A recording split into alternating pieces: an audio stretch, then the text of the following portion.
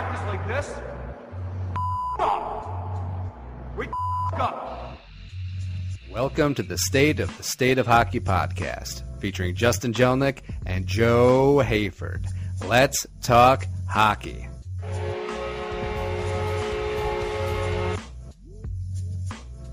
Welcome to the State of Hockey podcast. We are back after a week off. This is episode 10, edition for May 26, 2015. I am Justin Jelnick from the State of Hockey blog, along with my co-host Joe Hayford. Joe, how are you? I'm doing spectacular. Yes. Happy Memorial Day. Yes. It is, we are recording this on Memorial Day, and it will drop on Tuesday. And so Anaheim and Chicago are just getting underway as we record this, but in their crucial Game 5. But it's been a very interesting playoff so far. A lot of exciting games. I know, Joe, you've been busy with a move into a new house and whatnot, but you've been missing out on some good stuff. Yeah, anytime you miss hockey, you're definitely bound to miss out on some good stuff. So, it's been a fascinating playoff. I mean, there's no predicting any of these things. I mean, you see, Ben Bishop and Henrik Lundqvist, for example, are in a goaltender's duel, but then one night, they'll combine to let in 11 or whatever it was on Wednesday night. And every time you think Anaheim's got the upper hand, Chicago ekes out an overtime win in crazy long fashion, and just very interesting series so far. I've been fascinated. Yeah, Chicago's gone to double overtime twice this playoffs. Mm-hmm. The last two times they've done that in playoffs, they've won the Stanley Cup. So my money's all in on Chicago. Oh boy, I really can see a case for all four teams that are left, to tell you the truth. So I mean, the fact that Anaheim's been the better team in most of their games that I've seen anyway. But Chicago's at least been playing close and getting overtime recovery when they need it. So, yeah, I'll be in the minority here. I'm pulling for Chicago for one reason and one reason only. Team that beats the Wild should win it all. that Chicago did knock them out 1 year. No. Last year when they won. Last year they did. Yeah, that's right. Okay. No, last year the Kings won. Yeah. The Kings knocked them out. That's right, and that was probably the best Western Conference Final series I'd ever seen, was between those two teams. But both series this year are excellent and lots of fun to watch. So, I guess we could talk a little bit about the bracket challenge since we've been off for a couple weeks. I'm putting up $11.40 to anybody that beats me in the SOTSO hockey group. And it's pretty interesting. So, I think I'll name names for the first time this week. So, Uncanny Megan is in second place right now, only 6 points behind me. And we have the exact same bracket, except I have the Rangers winning it all, and she has the Ducks. And I just picked up a couple extra bonus points in the first round for picking exact series. So, I would lose to her if Anaheim ends up taking it all, pretty much. So. Yeah, I think that you're going to end up owing her $11.40. You think so? I've got the Western Conference. No matter what team comes out, yeah. The East they're not as stacked as the West is. Yeah. The third place bracket right now is from at Kyle Amway. He is 30-something points back right now, but he has the Chicago Blackhawks in the only bracket that has the Blackhawks in the final. So I'm vulnerable to him if the Blackhawks and the Rangers go all the way, which is just fascinating. So we'll see what happens here. I think I'm obviously good if I am right the rest of the way, and that is New York over Anaheim in the final. Then nobody gets anything.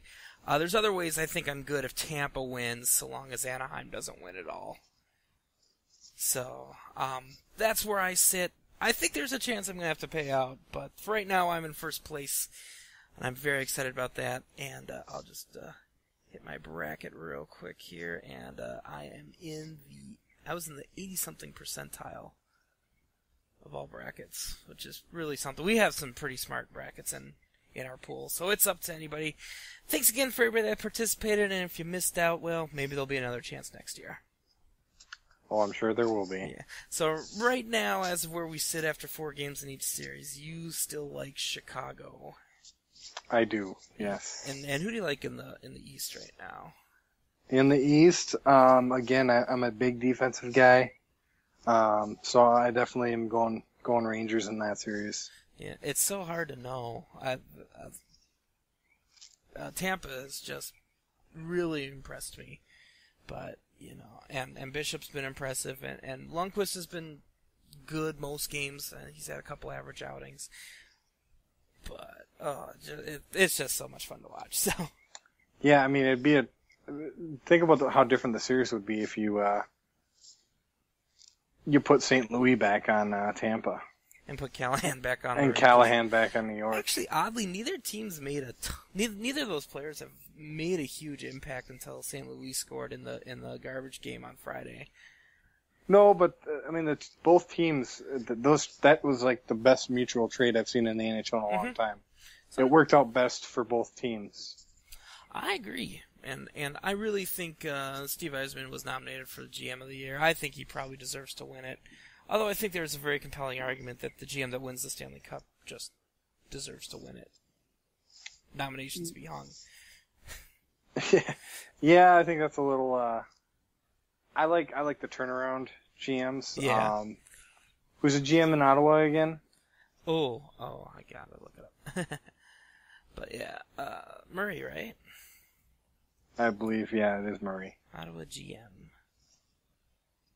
List of Ottawa Senators general manager. This is compelling podcasting. Here. See, this is the stuff that where my opinion differs. Yeah, Brian Murray. Yep. Since 2007, that's forever, especially in Canada. Yeah, they go through GMs like they go through beer. I'm surprised he survived his whole kerfuffle with Danny Heatley. But yeah, I'm surprised. I'm surprised we survived it. Yeah, that's true. Chuck Fletcher is the one and only general manager Danny Heatley has not thrown under the bus. Well, I shouldn't say that. He wasn't a bad citizen in his half season in Anaheim either. That ended up with him in Norfolk for half a year too.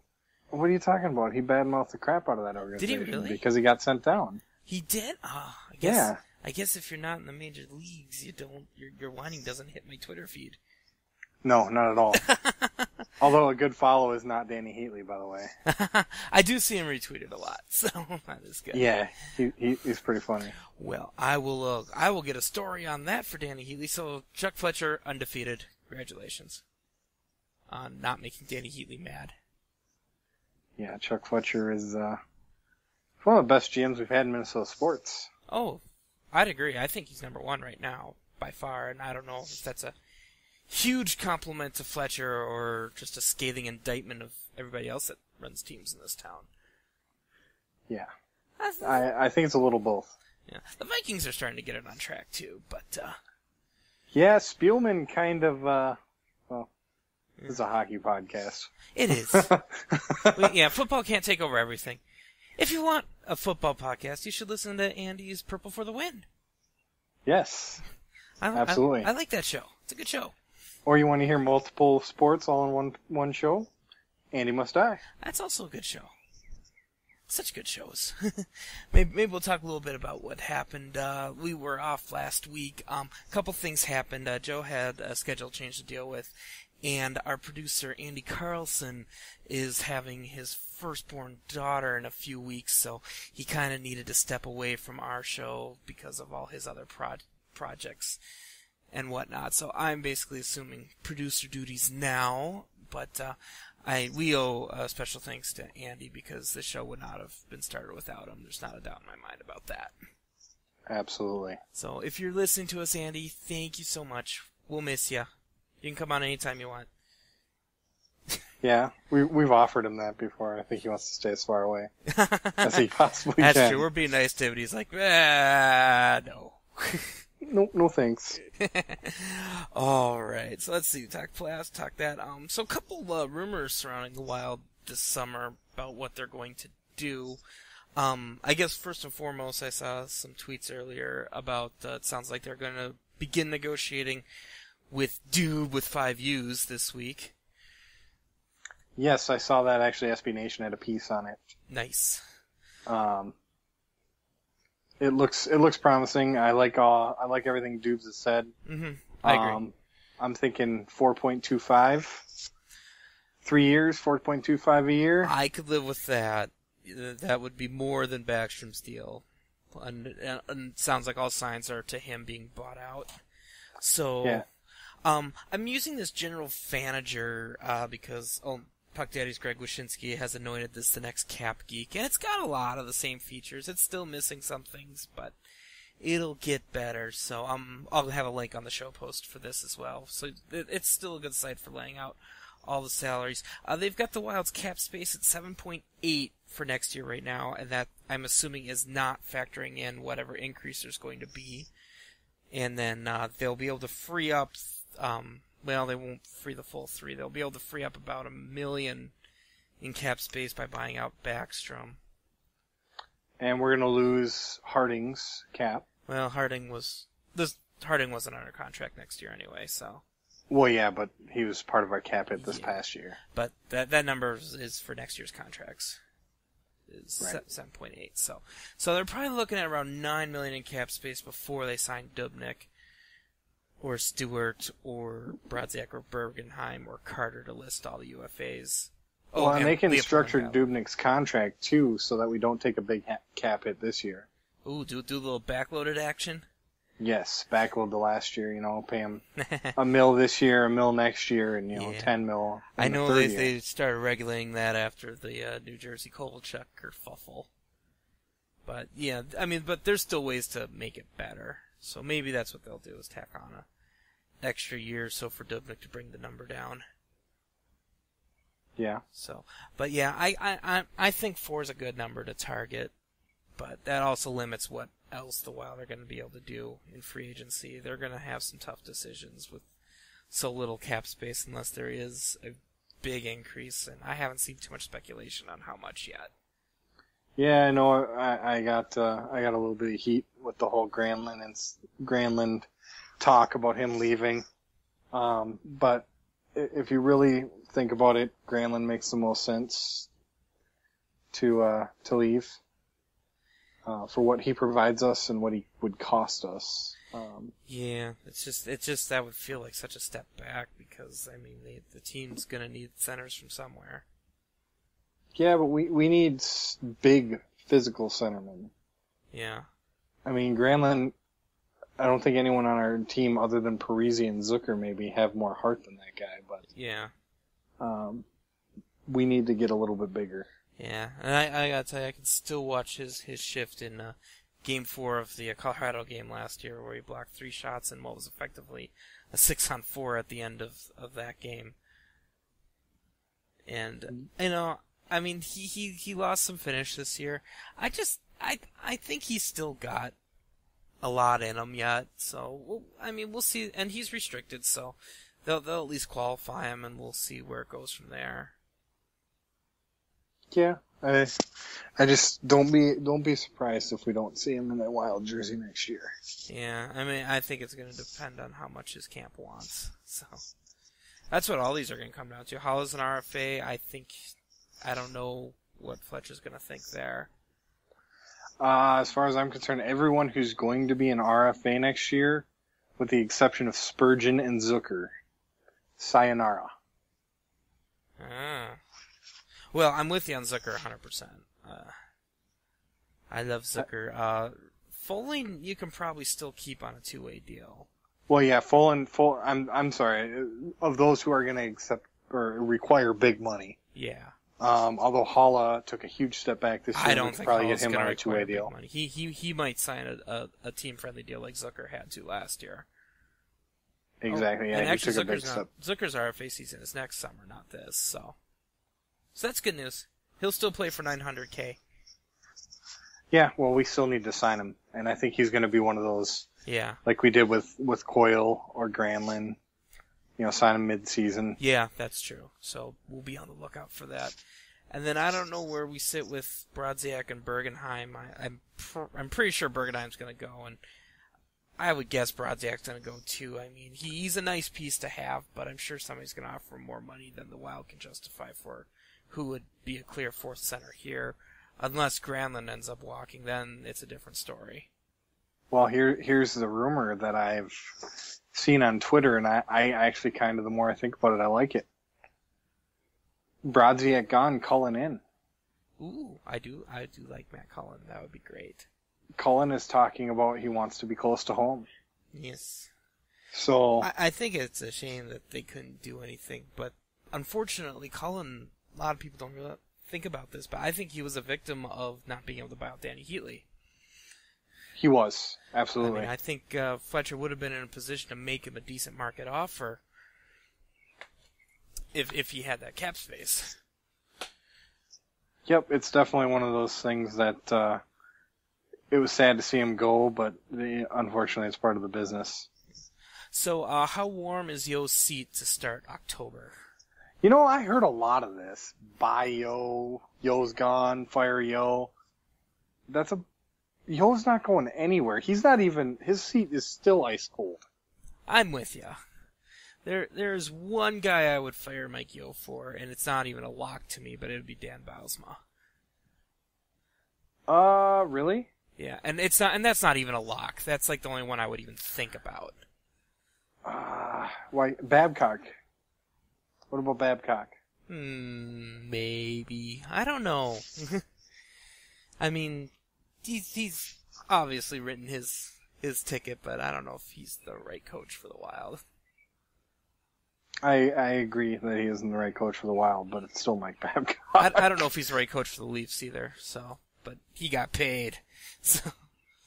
Yeah, I really thought he was going to end up in Edmonton. I'm a lot less excited about Edmonton now that Weasel's there. I mean, yeah. Yeah. That's all right.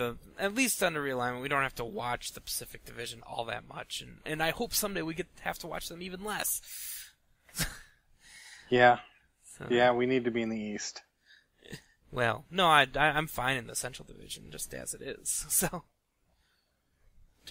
honestly, I mean, I just think it's the playoff times are obviously going to be an issue as long as NBC insists on doubleheaders delay the way they do. I just Googled Mike Yeo contract, and I got Jeremy Roenick saying it's time to fire Mike Yeo in January. That's kind of funny. So. Yeah, Jeremy Roenick is. I won't go there. I don't like that guy. I don't either, but I mean, I like him fine. He's a bandwagon guy. He jumps on whatever is the latest trend. I get you there. Fire Yo was a trend. Yes, it was. So I'm trying to figure out how long Yo has. I think this might be his contract year, and if it is... No, he just signed a new contract at the end of last year after we beat Colorado. Oh, you're right, it was after last year. Okay, so if it's 3 years, then it's the year after next. Yes. Okay, that makes sense. And so we're fine. Yes. Yo's fine. Yeah. And Yo will probably get an extension after that. Yes, and Fletcher's probably got to be happy he's locked him in for a couple of years before Babcock got paid. Yes. Although Babcock and Yo really aren't in the same league. No, but I think his deal's like barely $1 million, and I think he's... I thought Yo's deal was like $3 million. Yeah, I think over 3 years. Oh. So. Wow. I think all coaches are going to be due a raise because of what Babcock just got handed. Well, we'll see if it pays off for Toronto. Yeah. I have this theory about the Canadian teams, and that's they're all destined to fail under the ridiculous pressure of their media. Well, the same could be said about New York and all their sports teams. You would, but I kind of think the Rangers are almost the exception to the rule. Yeah, they don't really have that New York pressure, do they? Right. I mean they do by NHL standards. I mean, outside of Canada, they're probably the most. They're a high pressure hockey market. At least in the top third, but it's just not quite the same as, football and baseball get followed there. You know what's funny though? I think that same could be said about us here in Minnesota. Football for sure. Well, we get the bandwagon fans that jump on, and as soon as things go south, they're hockey experts and they know everything. And Yeah.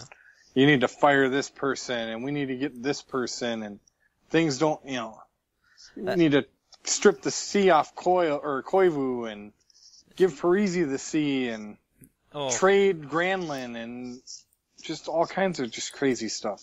Yeah. If you get a chance on Facebook, follow State of Hockey. Yeah. Oh, okay. They say some just unbelievably just crazy stuff on there. My crazy stuff has always been Russo's comment section, and I admit I've dabbled from time to time when I see something particularly asinine, but it's just incredible how little some fans think the game. Yeah, I mean, I could until you buy my playoff tickets that I paid $60 or $70 for $200 each. I could really do without the bandwagon fans. Well, at least you know there's a price, right? Yeah. I mean, and there's nothing. I don't get too angry about bandwagon fans. I mean, I'm a more the merrier guy, but sometimes, people just say mind-numbingly silly things. Well, I mean, I'm just as bandwagon as the next guy, but when it comes to the Vikings going and making a playoff run, I'm not going to pretend like I actually know what's going on with that team if they don't make it. Right. I watch them every week, and I still don't know half of what's going on in a football game that I can see in a hockey game. Well, I played football when I was a kid, so I mean, I know it well enough to understand it, but I still don't know the ins and outs like I do with hockey. Oh, yeah. But that's cool. But yeah, I mean, our favorite sports are football and hockey. My favorite sports are baseball and hockey. But. Oh, okay. Well, mine are hockey than football. So, but yeah, that's my pet peeve of the day, I guess. Bandwagon fans drive me absolutely insane. It's summer. We can talk about many, many more things. And we'd like many, many more questions if you guys are listening. So send them to #SOTSOPod, SOTSOH pod. Or you can send them in to Joe and I directly on the Twitter. I'm, again, at SatsoHockeyJJ, and Joe is at SatsoHockeyJoe. So we'd love to take some more questions. We got one from our friend of the show, at Uncanny_Megan, a couple weeks ago that we actually didn't get to on our last show. But she wants to know, do you go with the stats that get you to the playoffs or the stats that could get you the cup?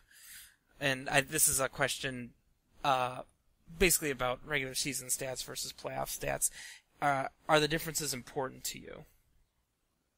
Absolutely, the differences are important to me. If you look at the difference that Holla made when he came on, at the end of that St. Louis series, Holla did absolutely zero for us during the regular season. But he's a playoff style hockey player.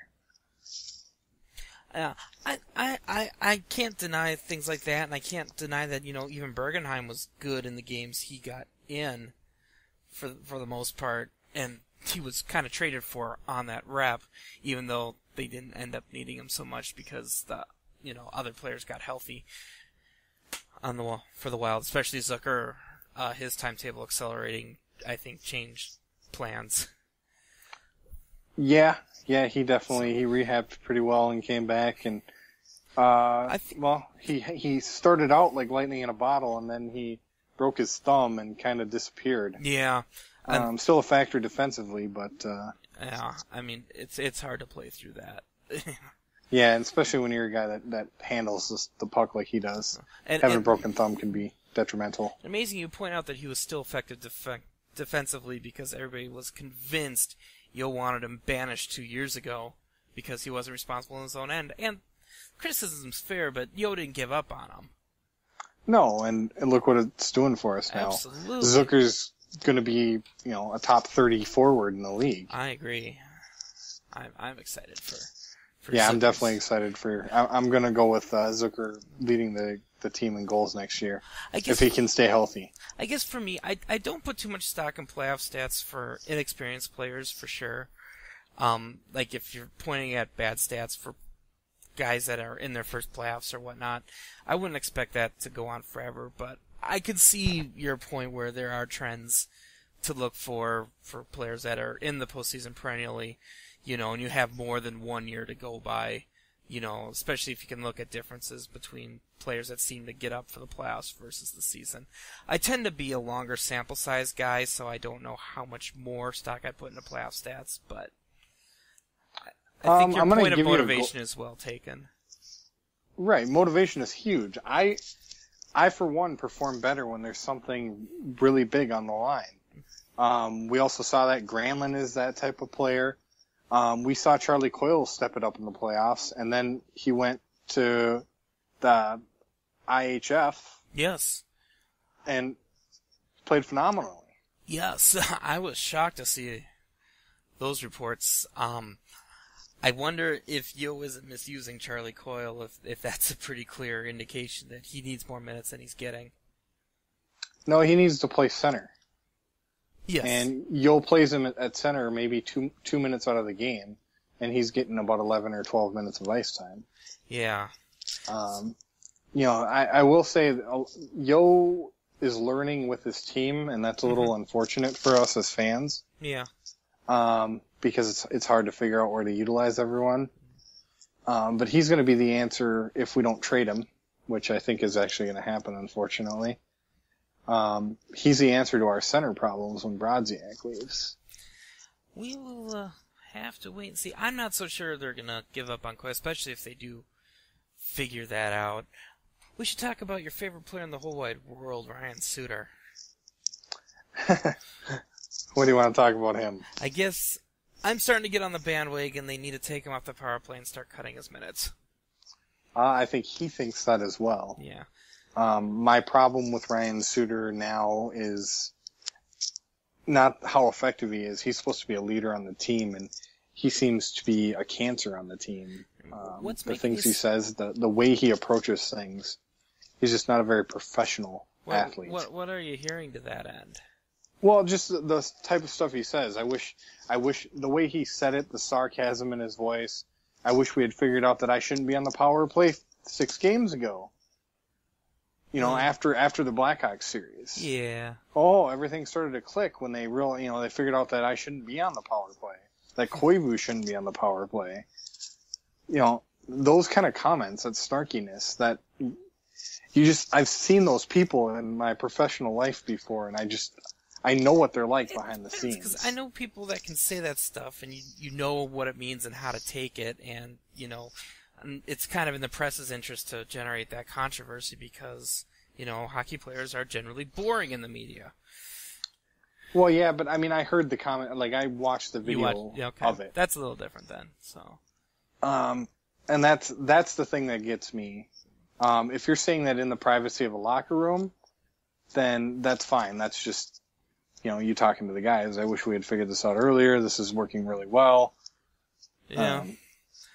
But he said it like that in the media and basically threw the coach under the bus and threw the captain of his team under the bus. Yeah. I guess I didn't read that much into some of his comments, but I get what you're saying. So, I guess to circle back to the playoff stats question, the Wild had the number 1 playoff in the power play in the first round, but they were playing, St. Louis. Which I called. Yeah, but they were playing St. Louis, who isn't known for being a great kill team, right? No, but they're in the top half. Okay, so. They're in the top half, but, we moved the puck better. Yes, they did. And that's something they need to do all year next year. We moved not only the puck, but we moved our feet. Yes. Which was, unheard of in the regular season. So, we'll have to... Hopefully that's a trend that goes all year next year. The Wild shouldn't... The Wild were the 3rd best team in the Central last year. And it's a case they could have been the 2nd best team given, how St. Louis ended up going down. Behind Chicago. And I know a lot of fans are despairing about, the exit against Chicago, but the Wild aren't the San Jose Sharks. Their window isn't closing next year. No, we got plenty of time Their left. window's going to open and get wide open once the Blackhawks have cap hell to deal with. Which is at the end of next year. Yes, it is. So, stay the course, and, I don't like making huge changes just for the sake of making changes, just because, that's what fans want to make change for the sake of change. And, 29 teams don't win the cup every year. that's going to be your only standard, then you're going to be a miserable fan, ultimately. Well, here's a question. I do want to transition a little bit to the Blackhawks here quick. Mm-hmm. Who's going to give there? You got Taze, Kane, Hossa, Sharp. Well, it's certainly not Taze or Kane. Those and you got Keith. Who's going to give? Well, Hossa's probably gone. Yeah. He's probably going to retire in the next year or two. And I'm sure Sharp will probably move on. I mean, So he'll be fielding attractive FA offers unless he wants to stay in Chicago for a discount, which, they're that kind of market that could happen. Yeah, I agree that could happen. So, I don't think that you can keep Keith, Taze, and Kane all on the same team. I just don't think it's going to happen. Yeah. I just don't see Kaze or Tane leaving because they're both locked up long term, and ironically, they're the cause of the cap hell. Well, right, but who's given there? Is Keith going to be out? Yeah, probably. And what an addition would he be for us? Yeah, I wouldn't mind him. 210 Norris Trophy winner, probably 3-time. Yeah, I wouldn't mind. But at what price can the Wild get him? Because the Wild are going to be dealing with some issues this summer. But next year will be a better summer for them. Yeah, it's going to be an interesting. I'm curious to see how we play throughout the entire season next year. If we can develop a little consistency. We had a roller coaster ride of a season, and we seem to have a roller coaster ride of a season every year that. Yeah. This year, Mike Gill has been you could been our pretty coach. squarely place that on goaltending. Yeah, you can place it on I really goaltending, think but underlying, they were a good team even during the bad swings when they just no, get any. No, disagree. I'm hitting the disagree button Hit the like disagree 50 button, sir. times. That's bad. No way. That the team was going through a huge struggle offensively when Dubnyk was, when Kemper was having all that struggle. Yeah. And a lot of those goals were not on him. Yeah, he was playing horribly, but he also had zero defense in front of him for a good month. Yeah, I mean, I guess, yeah. And we were scoring like one goal a game for a whole month. I guess I can't argue that, but it's tough to generate offense when you're stuck in your own end too. But yeah, I see what you're saying. Well, right. If you're stuck in your own end, that's on your offense. Yeah. They're not getting the puck. They're not controlling it. They're not dumping it. They're dumping it in instead of carrying it in. Yeah. Which is what Preezy wants to do now. Bless his heart. I like Zach Preezy. I haven't said that yet in the show. I have to say it at least once. Yes, absolutely. Zach Preezy's name has to come up multiple times in the show. We don't have a 3-star segment this week, so. Nope. We'll be shelving that for the summer, but as soon as there's games, we'll bring that back. So. Absolutely. So, all right. So, well, I guess that's a bit of what the Wild are going to do this summer. So, but yeah, the biggest question is going to be how much extra cap space is going to figure in, and we'll obviously find that out before July 1st when free agency opens. Yeah, it's going to be an entertaining summer. The closer and closer it gets, the more excited I get. I'm interested to see what our team looks like next year. Well, I guess the first domino to fall will be Dubnyk, and then we'll see what happens with the RFAs. I don't see how the Wild are going to be players in free agency at all, unless they move some big pieces. I guess we haven't talked on the biggest rumor yet, and maybe we'll just end the show on this, but Jared Spurgeon. Russo dropped a rumor that he could be on the block for the right price. I love Jared Spurgeon. I don't want him to go. Joe, tell Fletcher not to trade him. I would love to, but I think it might be the right move, actually. Long term, I think it might be the right move. What would you want for him? I would want an OEL type player, Oliver Ekman-Larsson, or, a big body defenseman like Dion Phaneuf, or, I'd like Mike Green, but that's not really going to happen for Spurgeon. We could pick him up for cheap. Yeah. Just either a big body defenseman or a goal scorer of sorts.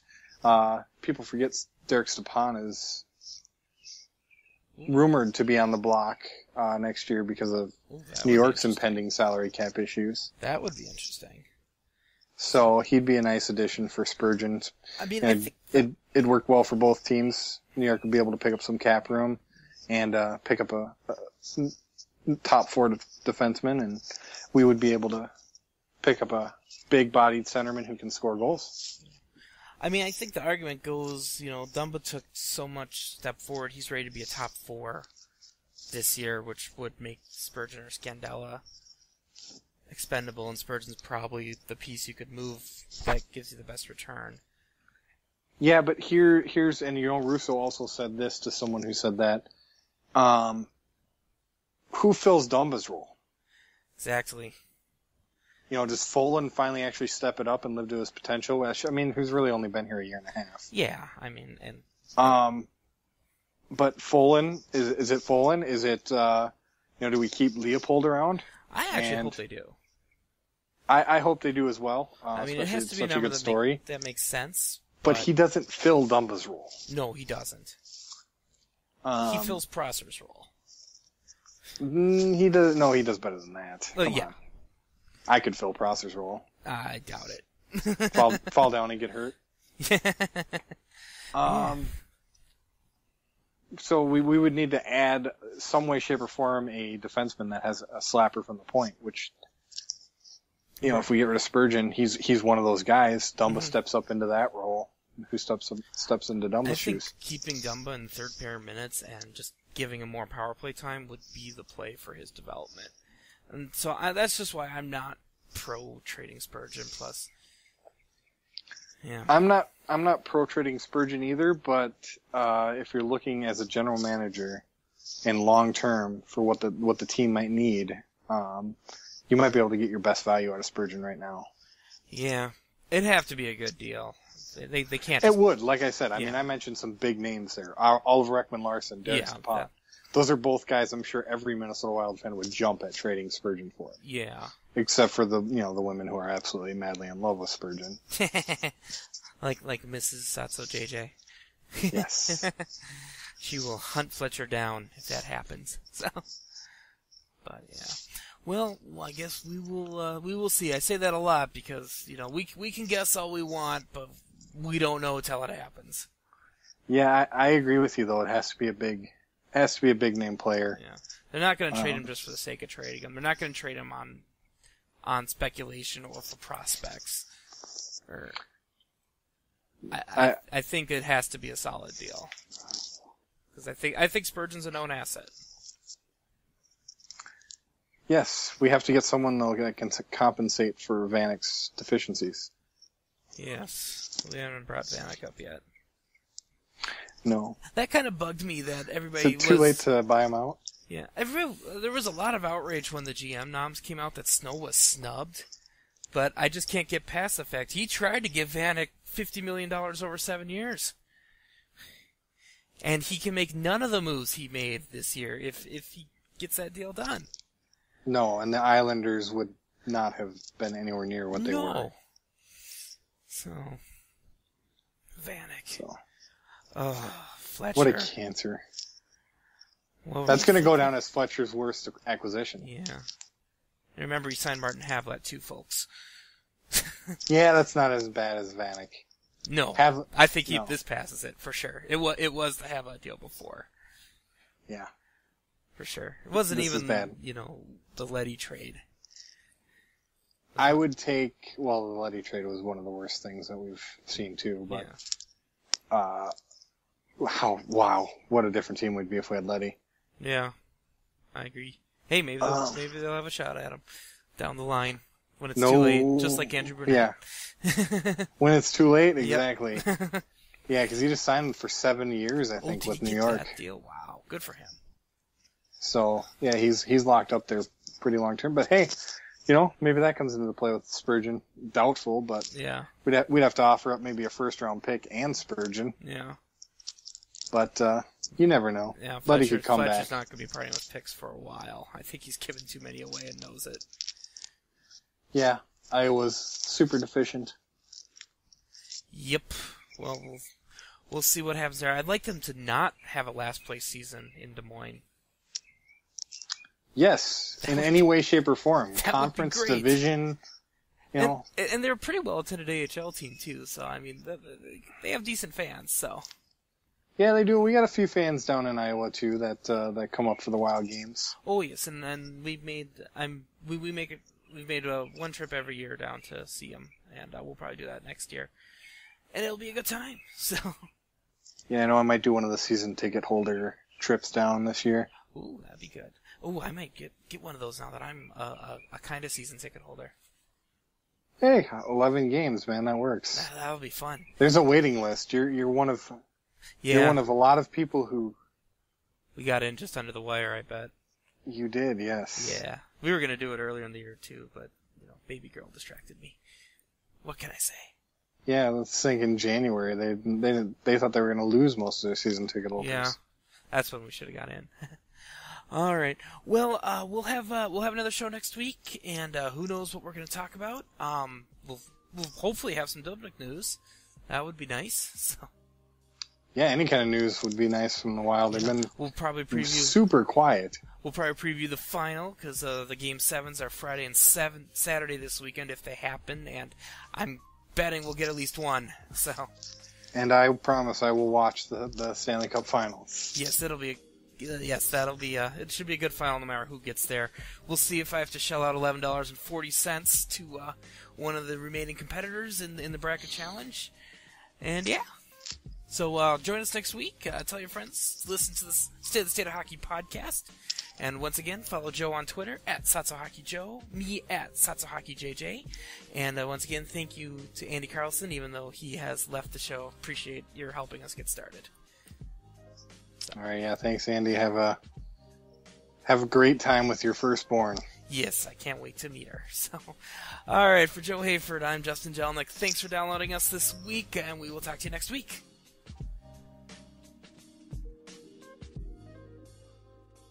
Thanks for listening to the State of the Hockey podcast.